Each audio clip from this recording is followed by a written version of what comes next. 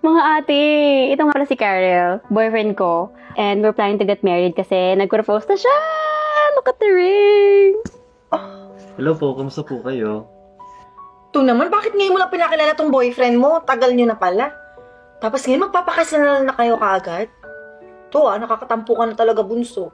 Sorry na, te. Kasi kakauwi lang niya galing abroad eh. Ayun, we decided to spend our time together. Kaya nga, nagkaplano kayo magpakasal.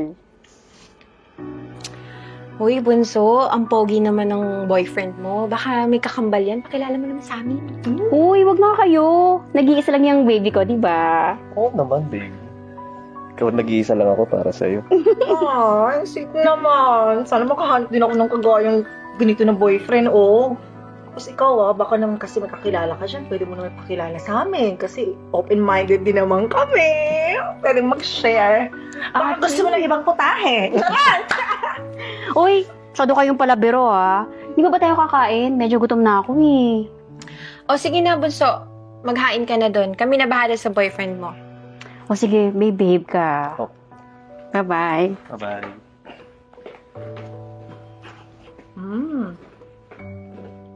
Baka naman pwedeng foursome tayo. Di ba, Beb? Anyway, open naman kami doon. Magkakapatid naman kami so we can share. Di ba, Beb? Kulang to.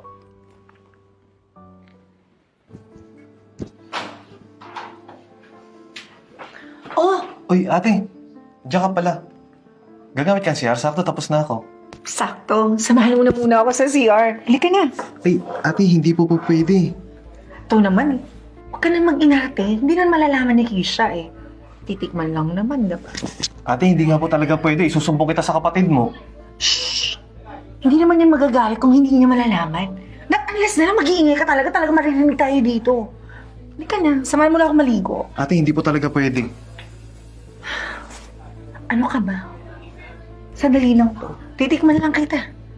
Huwag ka na kasing magreklamo. Ako na bahala. Mag-relax ka lang. Ako na bahala. Ate, magagalit ang kapatid mo. At seryoso ako sa kapatid mo. Sadyang hindi po pwede yung hinihingi mo. Arte mo eh. Kung natin binibigyan ng ano eh. Umalis ka na nga dito. Nakakainis ka. Panira ka ng araw.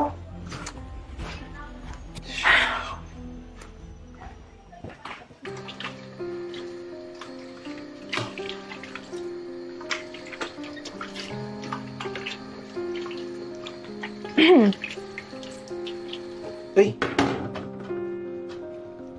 Ate, andiyan ka pala. Ako na dyan. Ako na maghuhugas niyan. Ilapag mo muna yan. Yan yung gusto ko sa lalaki eh. Yung maalaga. Naku, ate. Baka makita tayo ng kapatid mo. Sure ka na ba talaga sa kapatid ko? Baka gusto mo yung mas hot at mas sexy. Single ako at open-minded. Open din ako for one-night stand. Yung tikiman lang, no string attached.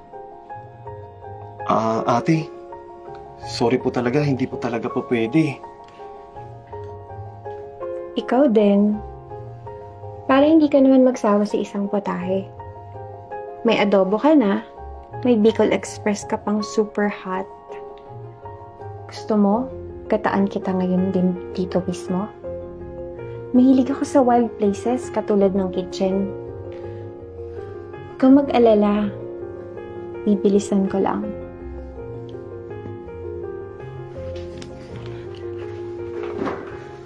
Ate, sinabing hindi nga po pwede.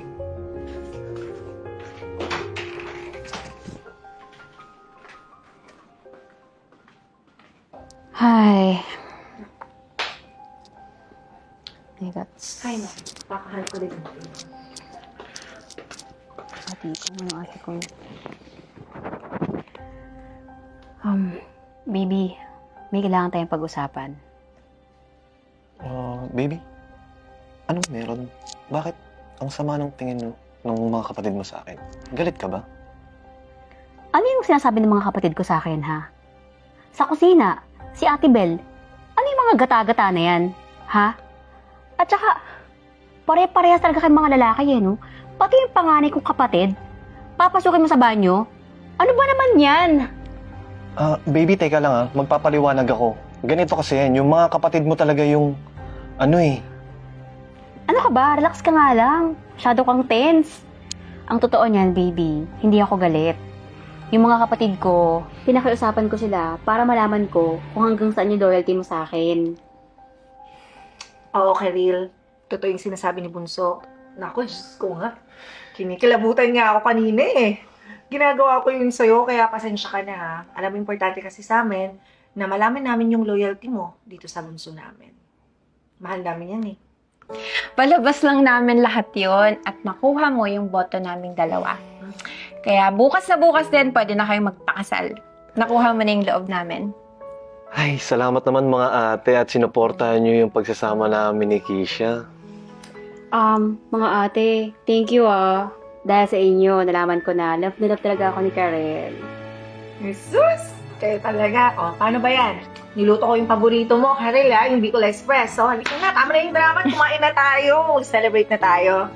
Welcome to the family! Thank you po! Galing natin.